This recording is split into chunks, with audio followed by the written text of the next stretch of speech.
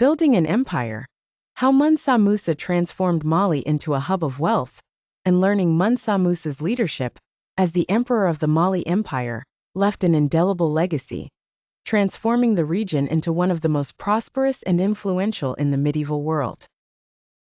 His reign saw advancements not only in wealth but also in culture, education, and infrastructure, setting the foundation for Mali's prominence. 1. Economic prosperity and expansion of trade. Mansa Musa harnessed Mali's rich natural resources, particularly its vast gold reserves, to build economic wealth. He developed trade routes that connected Mali with North Africa, the Middle East, and even parts of Europe. His efforts to build strong relationships with other nations through trade made Mali a significant player in the global economy. Gold, salt, and ivory were among the key exports that flowed through these trade routes, bringing immense wealth to the empire. His famous pilgrimage to Mecca not only displayed his personal wealth, but also promoted Mali as a center of prosperity. Drawing traders, scholars, and artisans from across the Muslim world. Along his journey, he distributed so much gold that it affected the economies of the regions he passed through, notably in Cairo, where gold lost some of its value due to his lavish gifts.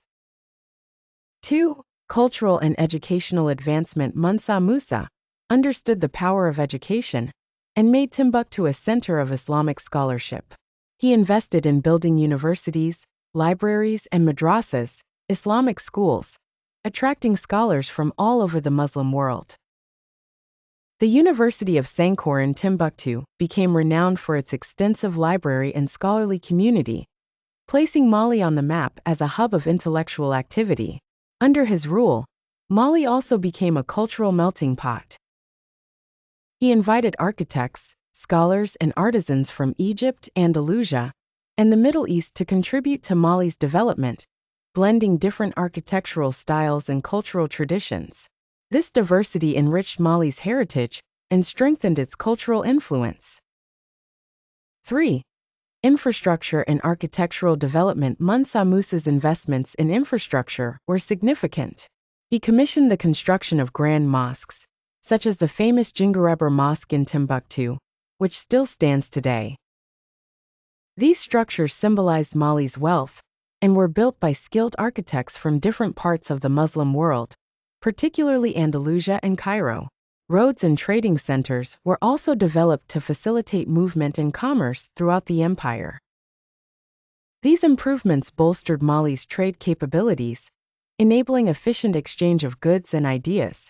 The development of marketplaces allowed traders to operate in secure and organized environments, promoting stability and prosperity. 4. Centralized governance and justice system. Mansa Musa strengthened the central government, ensuring that his laws and policies were upheld throughout the empire. He appointed governors to oversee different regions and established a justice system based on Islamic principles. This provided fair treatment for citizens and stabilized society. This centralized governance model allowed for the efficient collection of taxes, which Mansa Musa reinvested into Mali's infrastructure and education, thus creating a cycle of prosperity and growth. 5. Religious influence and diplomacy. A devout Muslim, Mansa Musa fostered strong ties with the Muslim world. His pilgrimage to Mecca not only marked him as a religious figure, but also opened diplomatic channels with other Islamic countries. These alliances provided support for Mali and encouraged cultural and educational exchanges that enriched the empire. His commitment to Islamic principles inspired other West African leaders to adopt Islam, which helped unify the region under a shared religious framework.